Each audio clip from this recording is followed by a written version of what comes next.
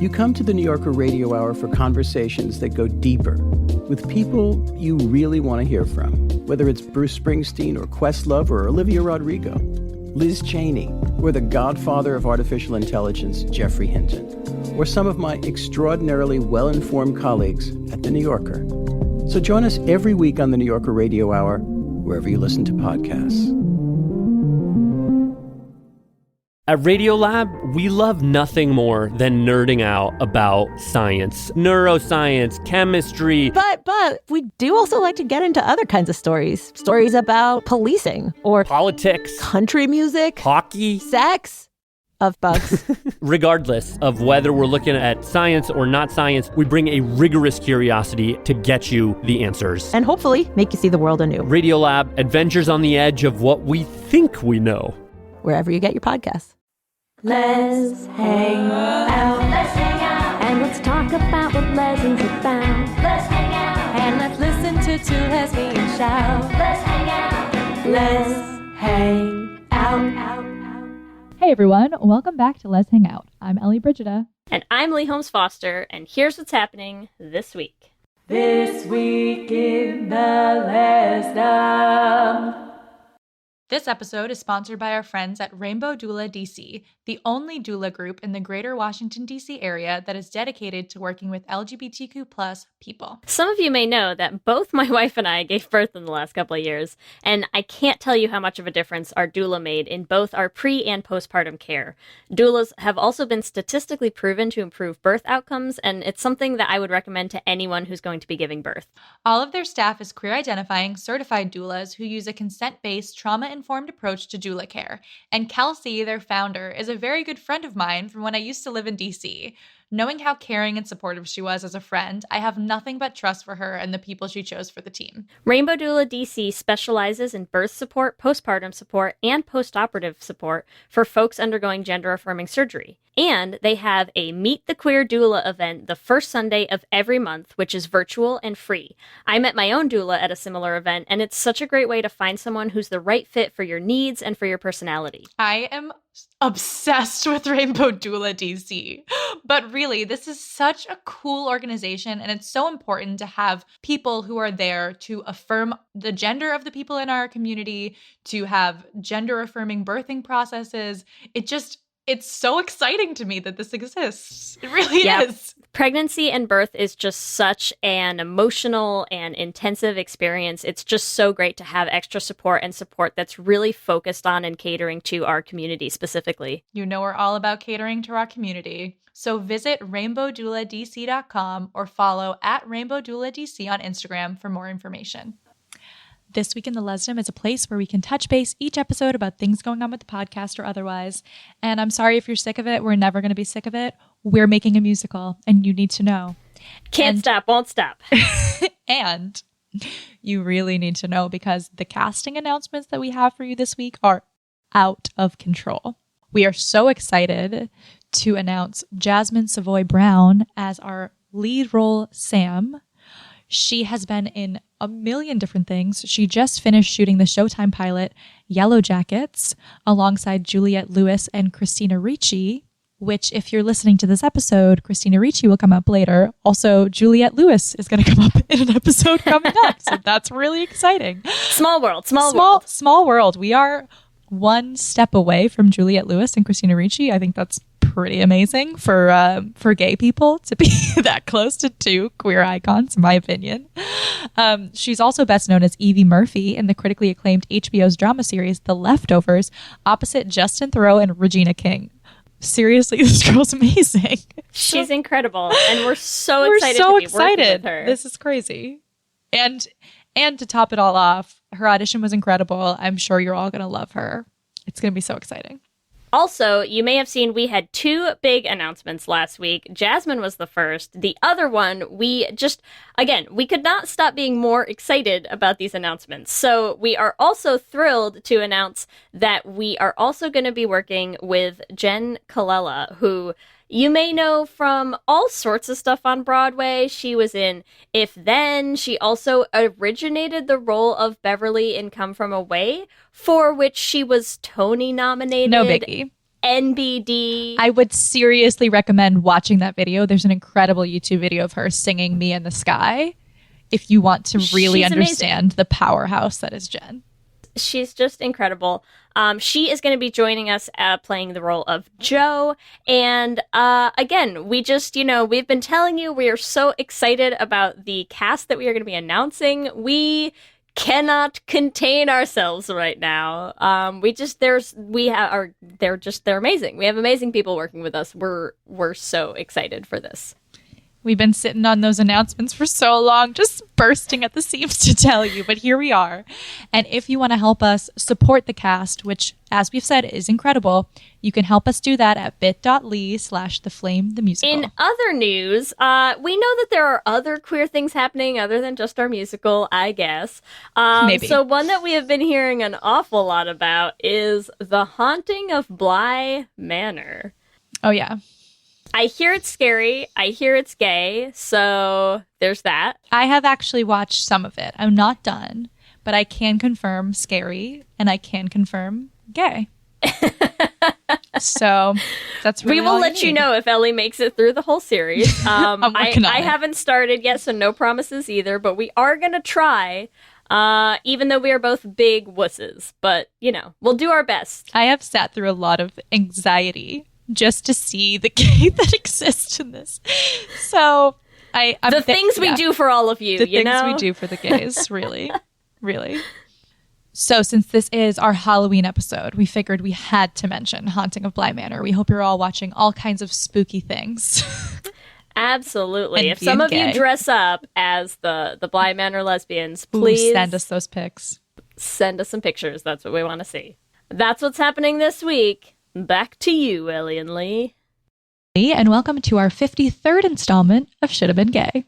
Oh, it was fun, it was great, but it should have been a little more gay. And in this week's episode, we are creepy and we're kooky. Da-na-na-na. Mysterious and spooky. Yes. All together ooky. The Let's Hang Out family. I crushed that. I just killed that. Yeah. I did so good. Was that all like riffing? Was that an improv? That was like, it just flowed so well. Yeah, it was just like off the top of my head, I love it. And we just thought of it on the spot. Yes.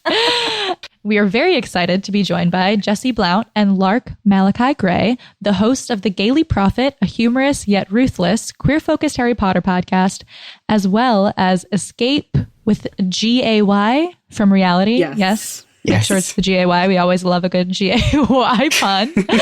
A deep dive analysis about the Simon Snow series by Rainbow Rowell. You can also find them all over the internet at The Gaily Prophet, and you should, especially if you enjoy YA fiction-themed political memes. I mean, amazing. That says it all. I feel like everyone should be flocking over to The Gaily Prophet right now. I love it so much. I mean, I Lark agree. And Jessie, thank you for being here. Thank you for having us. I feel like on our special Halloween episode. Yeah, this is so much fun. I'm really excited. We're very excited. I mean, because we've already done Harry Potter, and to be honest, we could have done another one just because there's so much.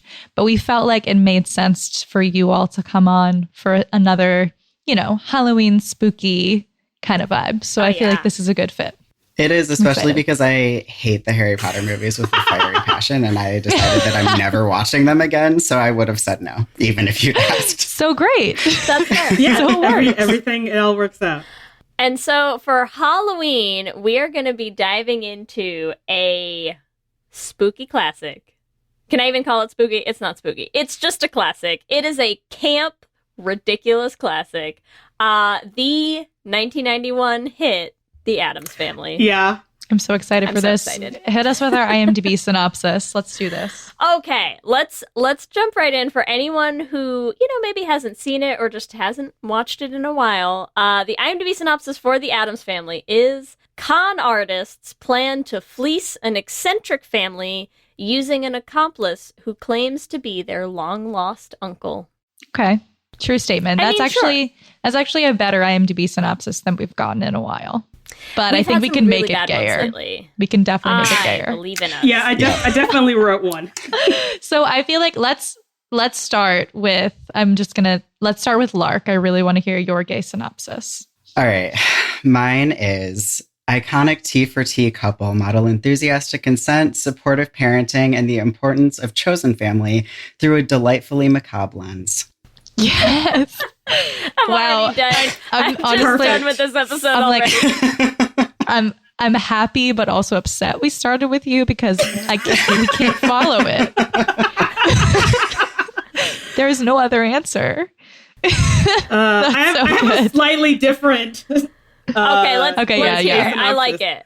Let's challenge that. Cishets try to con good-hearted queer goth family, fail because long-lost brother learns who he really is and rejects heteronormativity. Yes. Yes. Oh my god. I'm so excited for this already. So I can't good. stand it. Okay. Do you want to go early or should I go? I'll go. So my gay synopsis is Morticia and Gomez model for us what every queer couple wants to be. And a lot of them are, especially with the U-hauling, which we'll talk about later. They're the ultimate U-haul, and I love them so much. Relationship goals. Yes. Okay, I will round us out then. My gay synopsis for the Addams family is rejecting society's norms in almost every way and rescuing their long-lost brother from a conversion therapy attempt. The Addams family represents all of us. Wow. This has really made me feel like the Addams family is so empowering. I mean, it is. It is. It is. So let's talk a little bit about our experience, right? Because this was actually one that we did not have on our list, I think, right? Which is very disappointing. This was a guest request, which we love to get, something that we hadn't even planned out yet. So tell us a little bit, both of you. Maybe let's start with you, Jessie. What's your experience with the Addams Family movie? So I'm a child of the 90s. I've watched Addams Family multiple times, especially as a kid. And rewatching it this year as an adult for this podcast, I was like, wow, this movie not only has informed what I've always thought about BDSM is like, but Gomez Addams is definitely a butch queer icon that I'm just like, oh wow. Yes. Is this one of my queer roots? I mean, velvet corduroy suits, silk, pajamas. I'm like, I want to live this life. I mean, this is... Yes. And what about you, Lark? So I had never seen this movie. This was Jessie's recommendation. It's one of the things that I've always known that I should watch, but I'm really bad at watching things that I haven't watched before. I am very protective of my emotional energy, and I'm like, but what if I hate it? And then I wasted 2 entire hours of my life when I could have been rewatching something I know I like.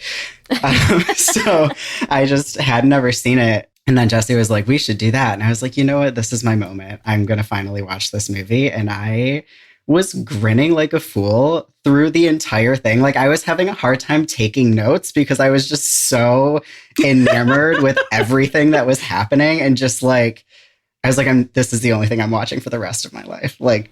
It is a classic for a reason. Yeah. I'll tell you what. I mean, I don't know that I had watched this movie in, easily 15 years. I don't even know when the last time I would have watched this was. It's been forever. And so that's sometimes our favorites, we've done a lot of Should Have Been Gays that, we haven't seen or I haven't seen. And it's fun to watch something for the first time. There's something so much more enjoyable also about going back to something that you've seen before. And that's what Ellie and I always say is with fresher, gayer eyes, taking another gander at that movie. Wow. The Addams Family. That's yes. That's all I have to say. What about you, Ellie? Well, I agree. It's one of those movies that I feel I watch, they're during what's the ABC Family? I say ABC Family, ABC Family has not been around for 25 years. But what do they call it now? I don't even know. Is it Freeform? Yeah. Well, Freeform is what used to be.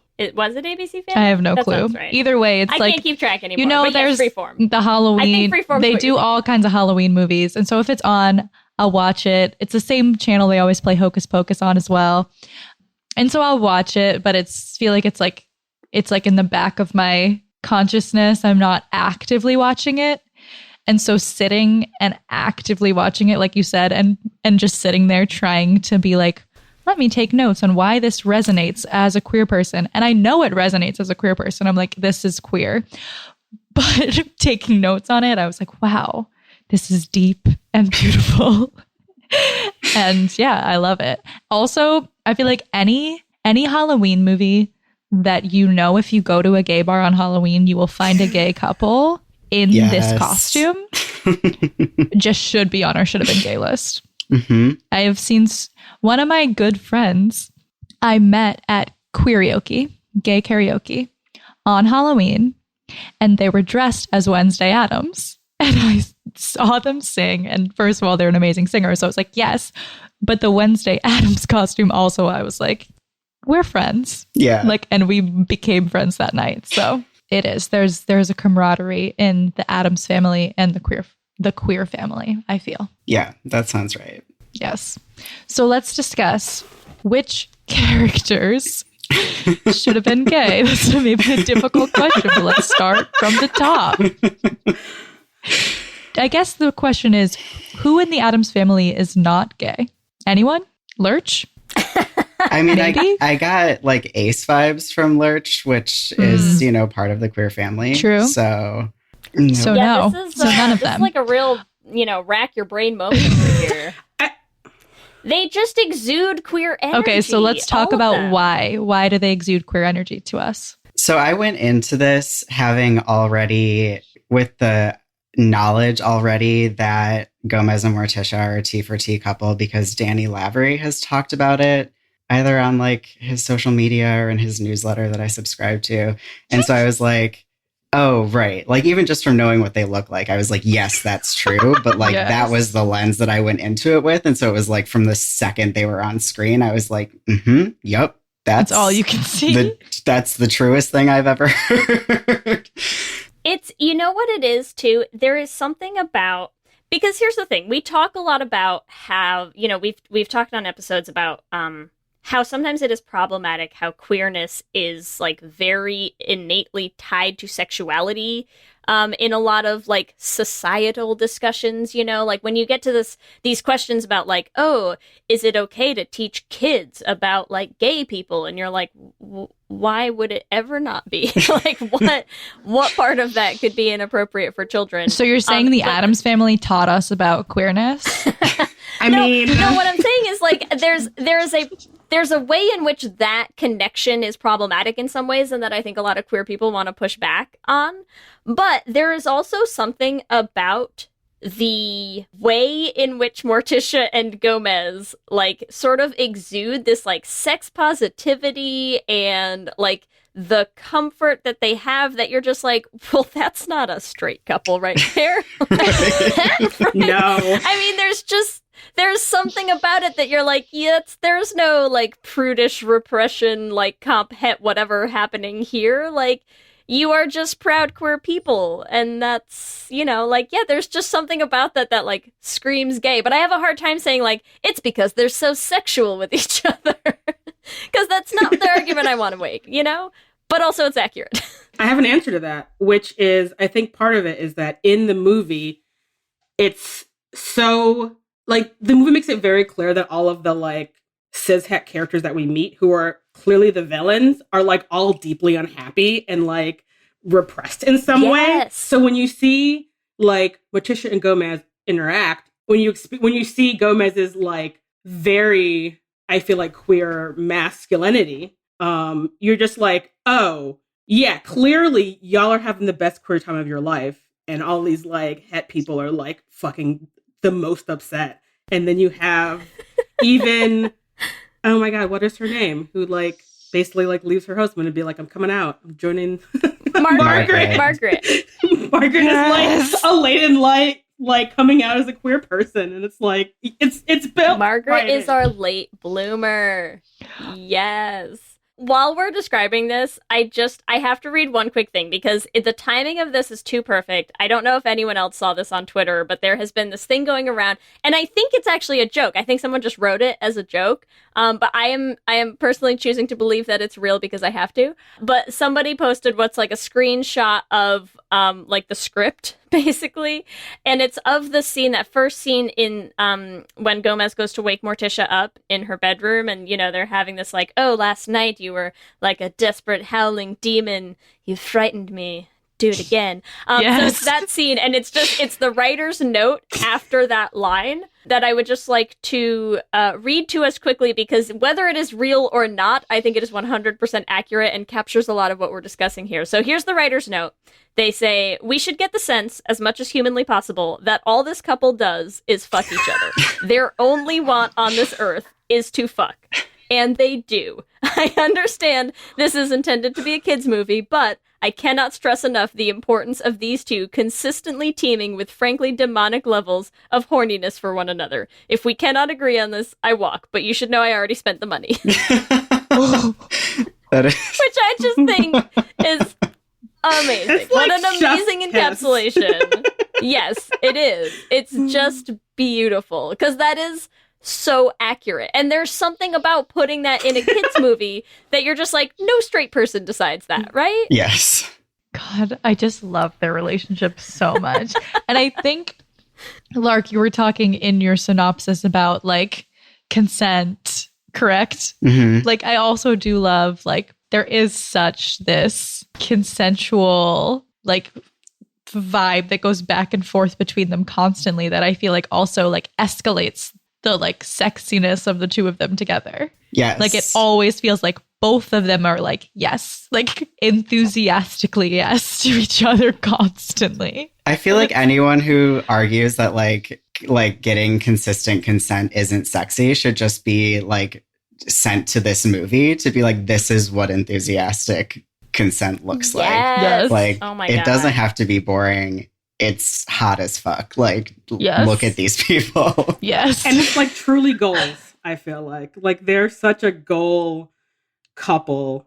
And one of my first notes watching this movie is that Gomez is a verse bottom, because I'm like, oh, we'll just let you top that one time. That's cute.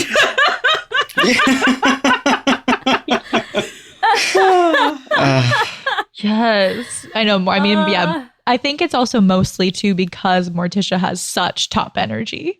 Yes. Oh, Yeah. So you're just like, oh my God. Yes. Angelica Houston, like, whew. Angelica Houston in this movie, man. I mean, I'm going to say, just because, I just posted a TikTok about, like, ignoring your crushes on fictional characters for so much of your childhood. I'm like, I guarantee we can find a number of people whose root is Angelica Houston playing Morticia. Yes. Yep. We see you, queers. Come tell us your stories. We want to hear them. There's also that very famous, I feel like, photo of Gillian Anderson dressed as Morticia Addams, where I'm like, wow, this is crossover queer appeal. Because, like, Yes. Scully's one of my roots, so I'm just like, this is everything I need Yeah, to I do was more. like, that is Jessie specific crossover. Someone created this just It's for like, me. you're like, oh my God, Gillian Anderson only like step on my face. Yep, Perfect. exactly. Yes. When we get to ships, can I ship Gillian Anderson's Morticia with Angelica Houston's Yes. Morticia? Is that okay? Perfect. Yes. I just want everyone to know I'm about to do it, so just prepare yourselves. If you're not okay with it, get okay with it by the time we get there. I'm so ready for it. I want to keep talking about Morticia and Gomez just for a little bit longer, because to be honest, they're just like, they really are peak. But the biggest point that I also love about them that just made them super queer for me, when they're talking in the graveyard and they're like, remember the night we met, like that they met at a funeral. And they're like, I couldn't keep my eyes off of you. I asked you to marry me that night. And you're just like, okay, so you met, you got married, and you're still obsessed with each other. You're so gay. Oh, Yep. God. It was so good. Ultimate U-hauling right there. Really, though, I was like, wow. Not surprised, but wow. Okay, sorry. I have to do like a real quick piece of research for this. No, 1945. I was going to say, like, what if, because, I mean, the Addams family originally existed, like, way back in the 60s. I was like, what if the Addams family, like, predated U-Haul and they invented U-Haul? How amazing would that be? It'd be incredible. But unfortunately not. I'm so sorry. I had a hope, but U-Haul's been around a long time. Hasn't the cartoon been around since the 40s, That's though? a good question. Addams Family Comics. Oh, created in 1938. Lark with the save right there. So you could be right. So maybe, yeah, Addams Family brought us U-Haul. You're welcome, everyone. Science. I think one of the things too for that to me, like especially helped with the like reading them both as trans was like how much they use each other's names and how much they refer to each other's genders, which was like felt very like they're just consistently affirming each other in that way that I thought was like, oh yeah, that's like really, really beautiful. I love that. Jinx. I really do. I mean, they're just affirming of every part of each other. Yes. And like, yeah, I think any way that you read them, like they're affirming their sexuality, they're affirming their gender identity. And it's so just like, it's so exciting. Yes. That's why I think like the grin, it just goes through the entire film. Yeah. There's like not a second of that movie that's not perfect, I don't think. Yeah. Well, and as we talk about, because I want to transition a little bit to Fester's storyline in this, because I know we could talk for an hour about Morticia and Gomez.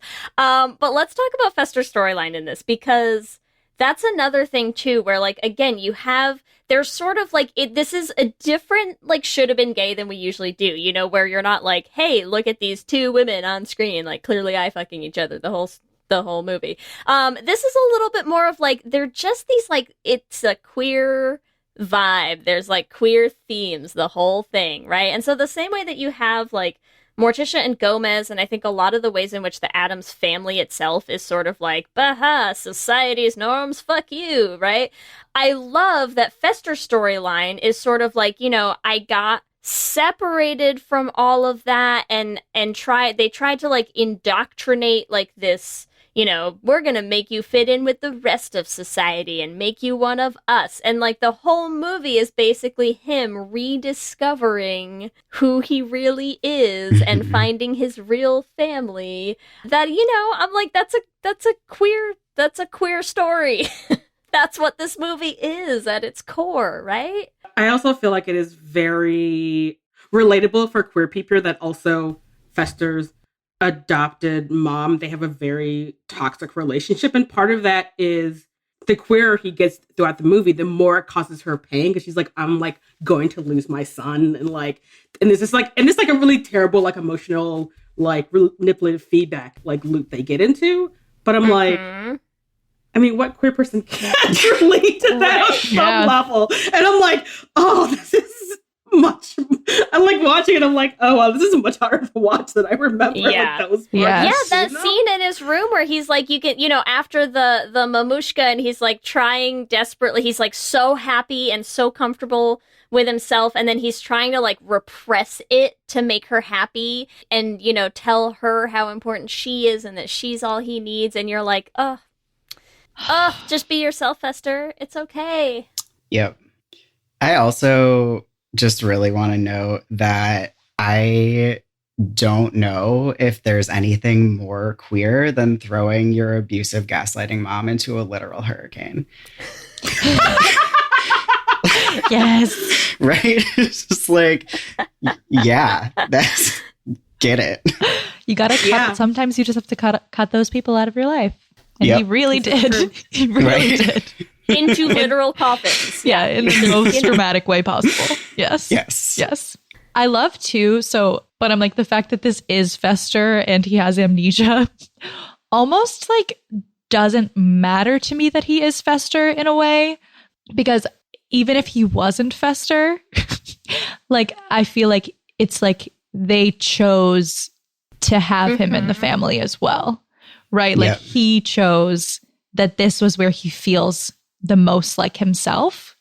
And like at the end, you know, I think they obviously have to be like, it is Fester, because now this makes sense for the sequel that it is Fester. But even if it wasn't actually Fester, it doesn't matter. Like to the family, like he's a part of the family, even if he's not biologically related to them. This is where he belongs. Yeah. How do you do a chosen family storyline in a story where the whole point is that he is actually He is actually biologically family, but also he's chosen family, and yeah, we're here because for that. it doesn't matter. Like the point, even when they're like, oh, it's not him, and they don't think it's him, and then they still they keep wanting to believe it's him because this person they just acknowledge fits in and is family, even if there's things that don't quite make sense of him being Fester.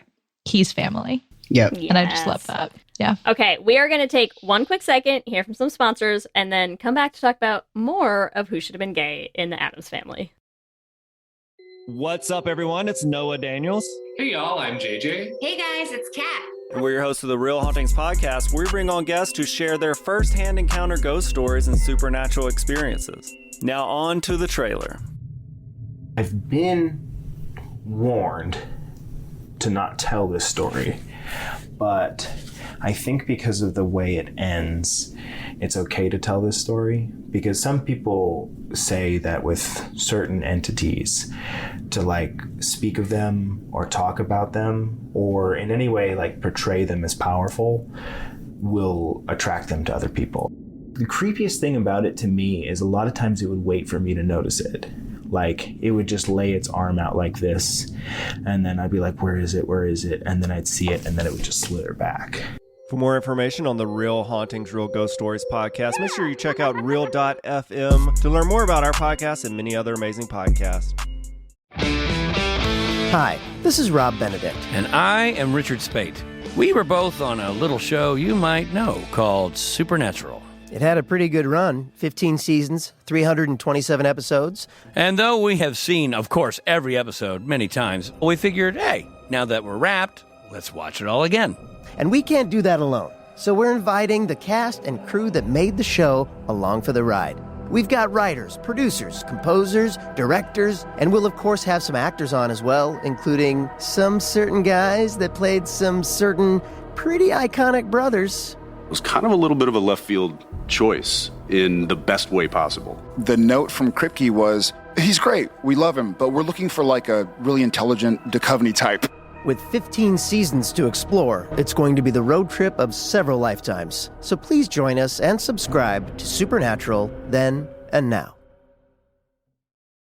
Hey, do you like true crime? Me too. And I know what you're thinking. There's so many true crime pods out there, you've already heard all the stories. Well, what if I were to tell you you're wrong? I'm Leroy Luna, the host of Excuse Me, That's Illegal, the podcast that takes a hardcore look at softcore crime. I've got a back catalog of hundreds of bizarre and hilarious stories just waiting to be heard by you. So come join me. Excuse Me, That's Illegal is available anywhere you get your favorite podcasts, with new episodes dropping on the 10th, 20th, and 30th every month, baby! With something like 5 million podcasts, finding a really good one can take a ton of time. So let me recommend one. It's called Something You Should Know. I'm the host, Mike Carruthers, and in each episode, we discuss topics that can be really helpful, like how to read people better, the psychology of crowds, or fun things like the story of Legos, or why you probably wouldn't be here if it weren't for horses. Something You Should Know is the name of it, wherever you get your podcasts. Okay, and starting out with other, because I think those are the main ones, right? We've hit the big ones. I want to talk about some of the other minor things, right? Because I know, look, we are going to have to do a follow-up on the sequel, but can we talk a little bit about the breadcrumbs that we're getting with Wednesday in this movie? Yes. They're laying the foundation for us, I feel like. Mm-hmm. It's just Christina Ricci. Exactly. 90s Christina Ricci. That's my argument. Yeah. Yeah, that almost says it all. Mm-hmm. What do you think is the most I just feel like Wednesday is, but I honestly don't, I don't know what I have for actual evidence except the feeling that I get when I watch her, and I'm yeah, she's one of us.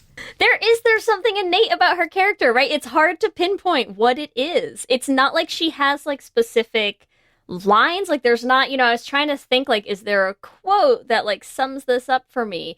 There isn't. I just think there is something about how Wednesday relates to and fits into the greater, like, no, you know, quote unquote normal society world around her, that you're just like, yeah, like she knows this isn't for her, right? Yeah. Like the whole scene where the teacher's like, okay, let's show who all of the children chose as like their heroes and whatever. And then here is Calpurnia Addams being burned at the stake. And you're like, yes, relatable content. Yep.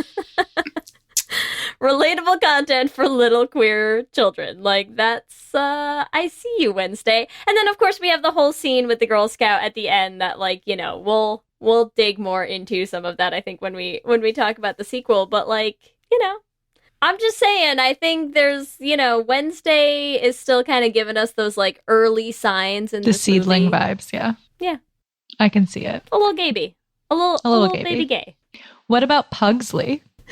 Pugsley, I just, look, you know me, and you know that I love a himbo, and, like, Pugsley's just an early himbo. You know what? I would agree with that. Mm-hmm. That's perfect. I don't know. I mean, it's like, I can't really claim himbos as queer culture, but I feel like they're, like, queer adjacent sometimes. You know, like, they can be. Okay. I feel like it's also very difficult to talk about, like, they're pretty young in this film, so it's like... They are, yeah. You know, there's not a lot. And it's, like, much harder because clearly, like, Wednesday is so magnetic, and like Christina Ricci is such a like magnetic, like you know, actor where you're like, you kind of almost forget about Pugsley because you're just like, you're just perfect. Like, Yes. You know? Okay. You know what it is? I think I'm trying to find a way to like put into words why it is that Wednesday jumps out at me, at least as like queer in this movie. Because it is, she's young and it's not a huge part, and it's not like there's a lot of things that she's doing. There is just a sense, I think, with Wednesday more so than with Pugsley as well. I think there's a sense that Wednesday understands that she is not like the rest of the world. Mm-hmm. And I think that energy is something that a lot of queer people relate to. That, like, we knew as kids, like, even if you didn't know and you didn't have the words for it yet and you didn't know what it meant and you didn't, like, you know, you had this abstract sense, like, but you knew there was something, right? Like, you knew there was a way in which you were just like, well, I'm not like all those other kids over there, like, you know, with their Barbara Bush posters, like... I'm a little different somehow. What? Like, where did you live, Lee? What? No, the movie, the girl who made the Barbara Bush thing. Oh, I did notice that. Right? I was like, I lost. That was like completely over my head. Did all your friends have Barbara Bush posters growing up? No, that's what I think it is. That's what I think, like, you know, that's what strikes me as like that thread that you're like, she knows. Like, she knows something different is coming down the line for her.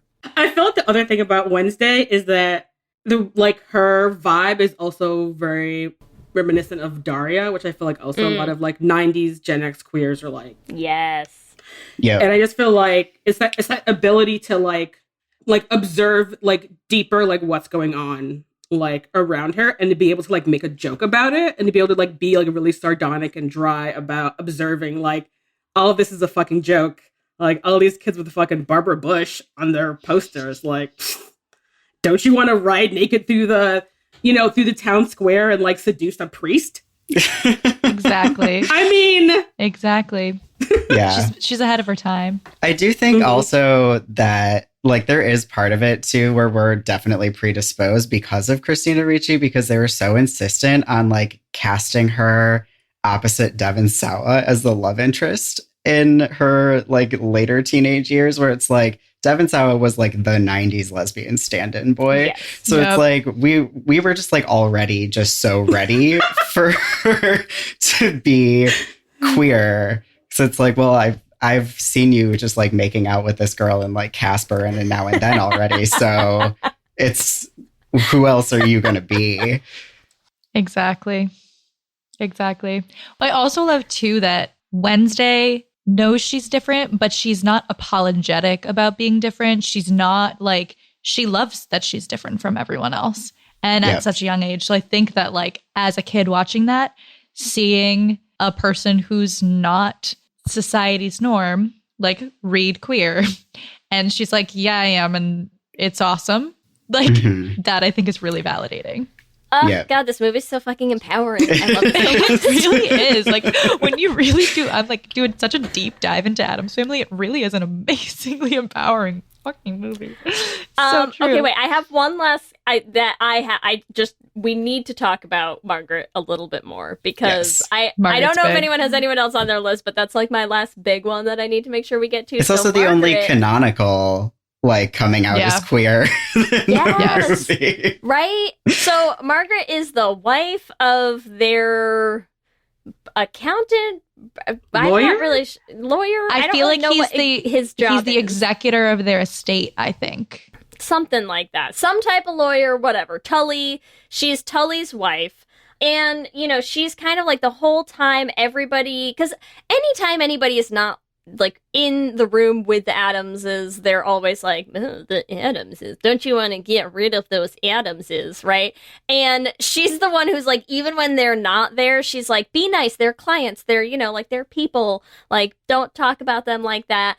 She's kind of like that one person through the whole movie, and then you get to the ball scene and she meets Cousin It, and sparks are flying.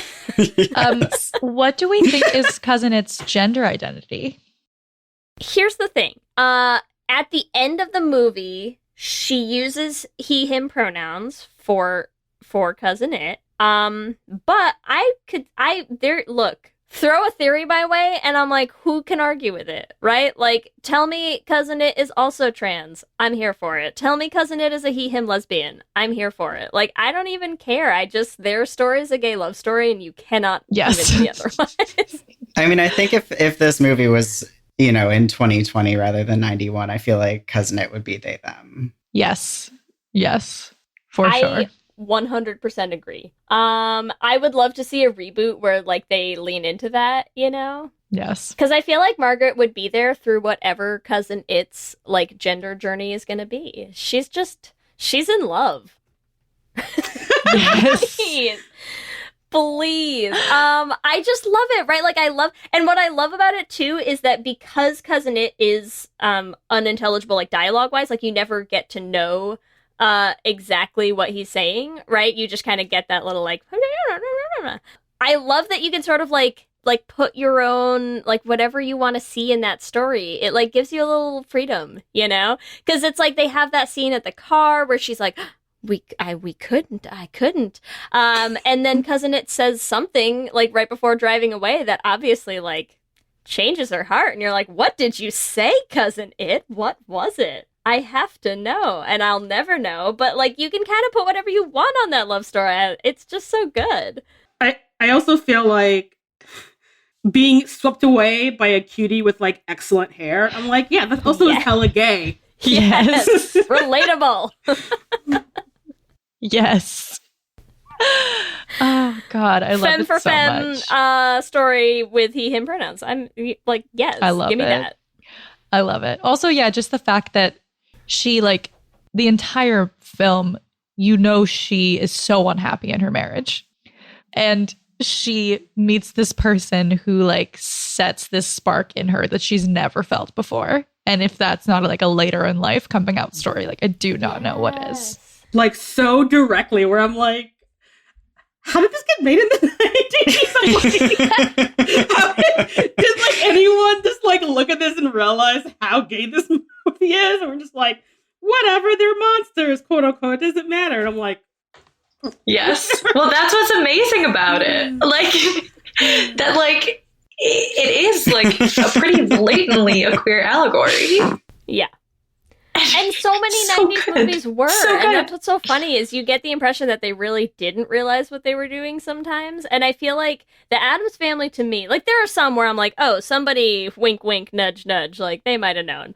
The Addams Family, I'm like, I feel like you just inadvertently created this beautiful queer family that like just resonates in every way with queer people, and I don't know that I think they realize that, like I feel like they're just like, we'll make them super horny, and you're like, oh, my friends. Don't you know what you've done here? There is one more thing I want to also bring up, which is, and perhaps unlike a lot of other kind of queer allegory films, even like made right now, like this movie has a happy ending. Like, this isn't a bury your gays movie, but like, it's also kind of like, it's super goth, so it could be, but it wouldn't be a like, you know, permanent like sad death. It's like, It is a literally bury your straights movie. Yes. Literally. All of the straight people die in this movie. This movie is like, never bury your gays unless they're into it, in which case, like, ask first, yes, please. And when you do bury them, make a statue of them, like, as they were in life, and then resurrect them once a year and party with them. Like maybe that's what they're into, and that's fine. But like otherwise, bury the straights. That's all they do. Yep. Wow, that is so valid. Like so true that's the story. Everything completely opposite. I also, on that note, wanted to just point out that it is like so like queer petty that they bury Craven as Pinderschlaus instead. Like, even they're like, we're not even gonna like put your actual name on your tombstone. You want to pretend to be someone else? Like, whatever.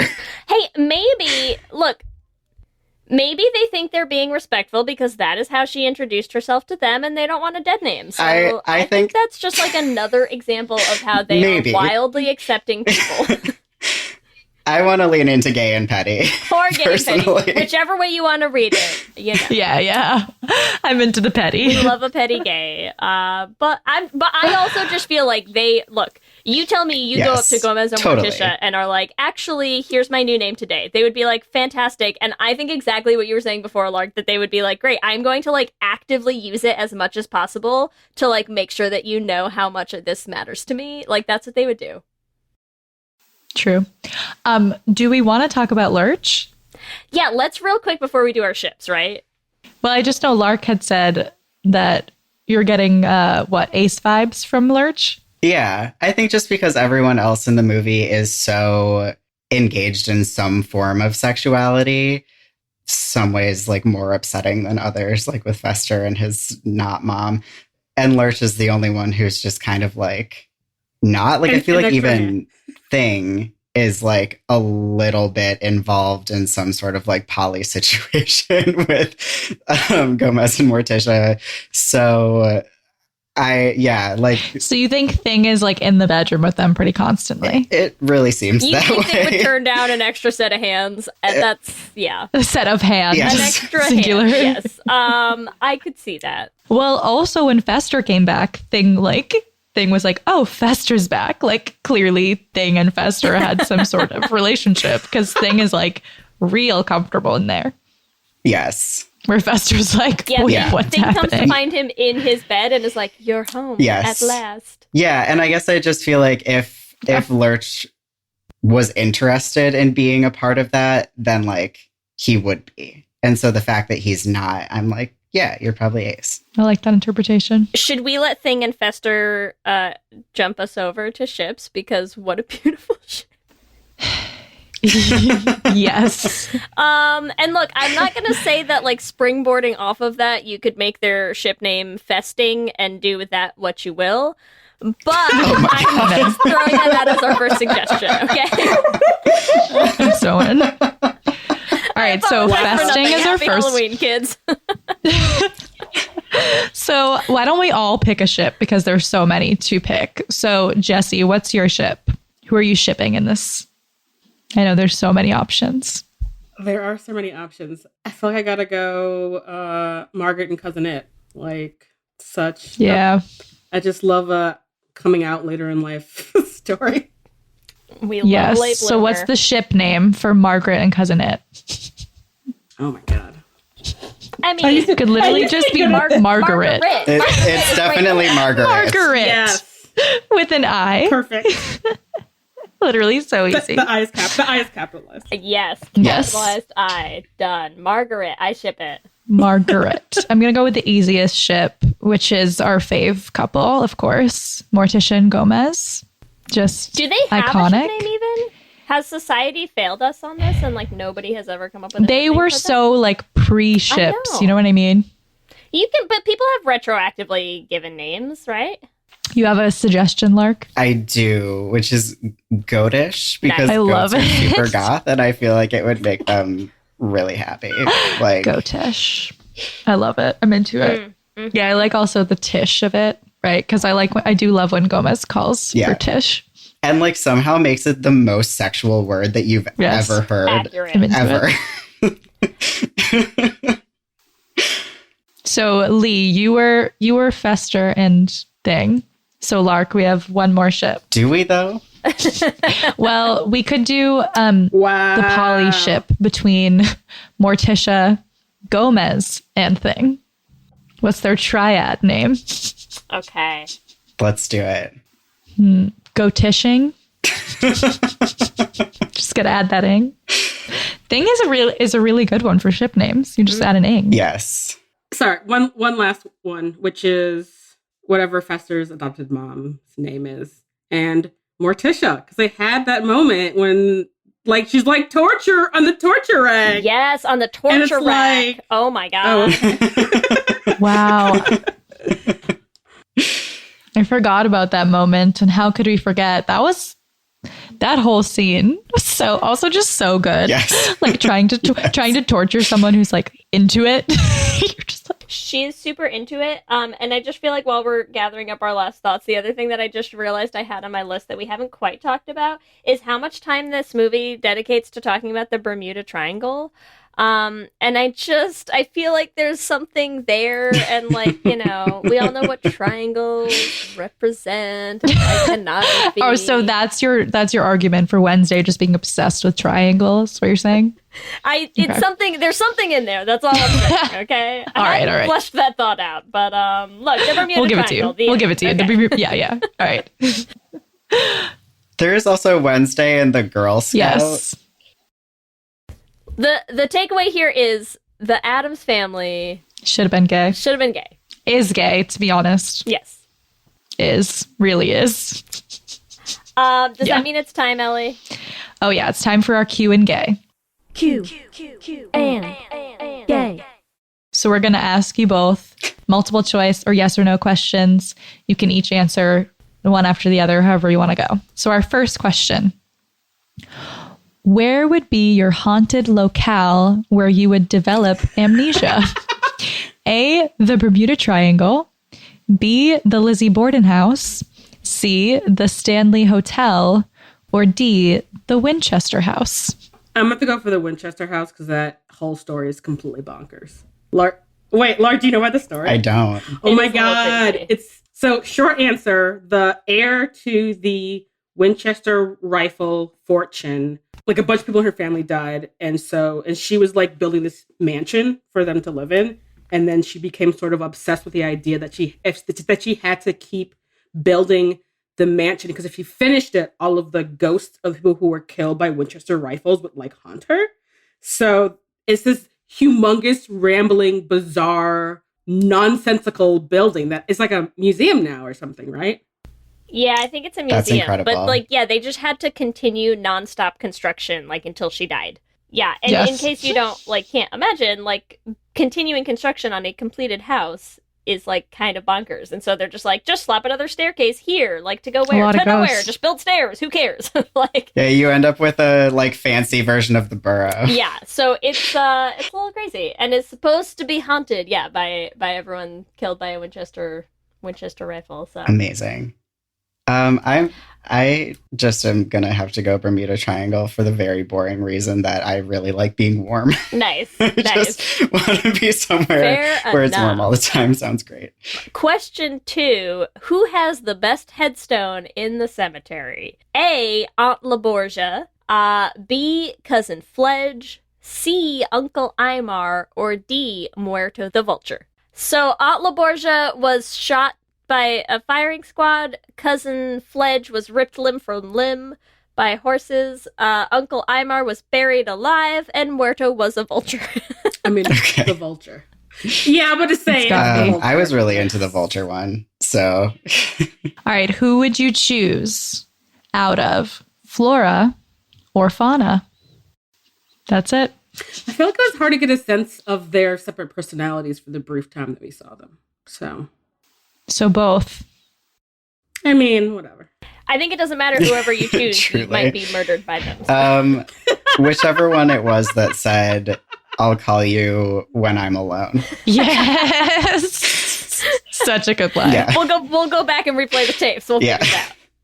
Question 4. Pick your execution. Out of A, electrocution, B, sword wound, C, guillotine, or D, torture rack. I mean, it's got to be guillotine. That's clearly the cleanest death, but also you get the whole history of the guillotine. It feels very classy. I don't know how.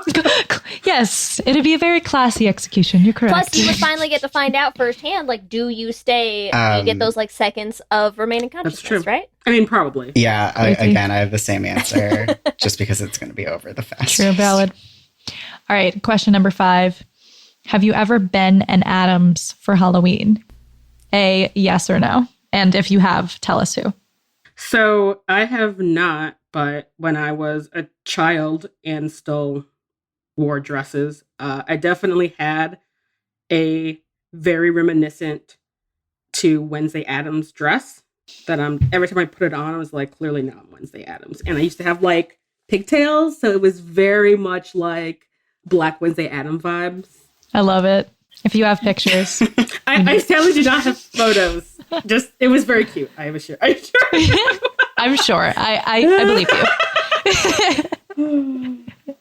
What about you, Lark? Have you done an Addams costume? I have not, but I, in my middle school years, owned many flowing velvet Hot Topic dresses. So I feel not, again, like Jessie, not on purpose, but it would have been very easy to be oh, you're dressed as Morticia right now. Look, there's still time, is all I'm saying. It's true. Okay? And also, there's always time. I kind of am cosplaying as Gomez honestly, in my just day-to-day life a lot of the time. So that might also count. That's honestly better than just Halloween. Are you an Addams on Halloween or all the time? I mean, Gomez is definitely fashion. Nice. I feel for me, fashion goals, I'm just I need your entire wardrobe. This is perfect. Yes. Just such incredible dandyism. So good. Well, thank you both so much for hanging out with us. This has really been an absolute joy talking about the film and also getting to know both of you. Likewise. Thank you so much for having us. Yeah, this has been so much fun. Tell our listeners a little bit about where they can find you both, where they can find the podcast and all of that. Yeah. So folks can find our Harry Potter podcast, The Galley Prophet, anywhere that they can listen to podcasts.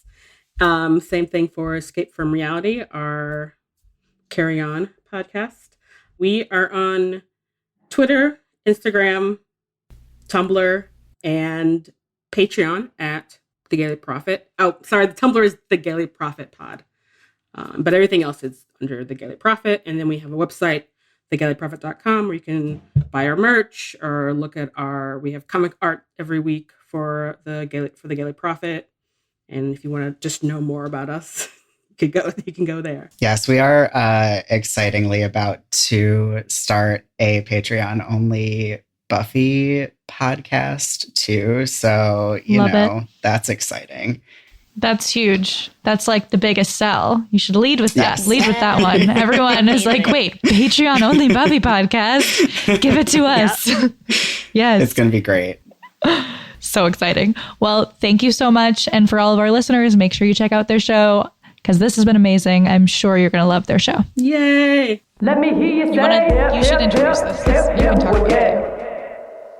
We love hearing from all of you. We love continuing to build this community. So we just like to shout out some of our favorite things every episode. And this week, we want to shout out something that someone tweeted at us. So this was a message from Kim in response to our Juno Should Have Been Gay about how their friends have claimed Hot Topic as queer culture. It is queer topic now, and we approve of this message. I agree. Yeah. Because I think many similarly aged queer people, that was just a mall mainstay. You get to the mall, you head straight for Hot Topic. You see, what are the new pins this week? What new shirt designs have come in? Is there a new, Nightmare Before Christmas design maybe that you haven't seen yet? You got to check it out. Oh, yeah. Hot Topic is for the spooky gays. And, of course, we have to thank our Lesbian Jesus patrons, Mark Foster, Jess Klaus, Tanya Ferguson, Danny Griswold, Jacqueline Rosashino, Sarah and Julia, Carrie Ann Lawrence, Danny Gunluck Tamora, Brittany Ray, Alana Rosen, and Tara Gleason. And our King Princess patrons, Amy and Ellen, Leah Henley, Liz Chen, and Wendy K. Bartlett. Thank you all. You make this ridiculously gay and spooky podcast possible. I'm just going to try to be as Halloween as possible on this episode. I don't know. I approve. You keep funding our spells. I don't know. Remember, you can also find us on all the social medias, Instagram, Facebook, Twitter, at Let's Hang Out Pod. You can email us at letshangoutpod@gmail.com. Or check out our website at letshangoutpod.com. Make sure that you subscribe on whatever app you use to listen to podcasts. That way you'll get new episodes as soon as they go up. We're also posting videos on our YouTube channel, so make sure you subscribe at youtube.com/letshangoutpod to catch them. If you want to help support the podcast, there's so many ways that you can do that. The first one is easy. Leave us a rating and a review on the Apple Podcasts app. A, we love reading the reviews, and B, it helps new people find the podcast. And if you want to help support us financially, you can do so at bit.ly/lespatreon.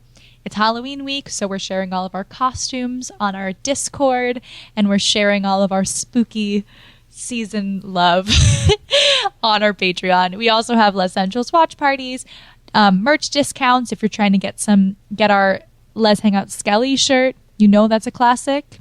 And you can find that at bit.ly/lesshop. I'm sorry I stole your thing, Lee. I'll live. I'll forgive you someday. The segue was so perfect to go into our merch store for Halloween. bit.ly/lesshop for that amazing Skelly's tee that we know all you lesbian skeletons And if you only want to follow Ellie on social media individually... You can also find me anyways, because I'm there, just being, completely overshadowed. No. On Instagram, Twitter, and TikTok at LSH Foster. And you can find me on Instagram, Twitter, and TikTok at Ellie Brigida. With that, I'm Ellie.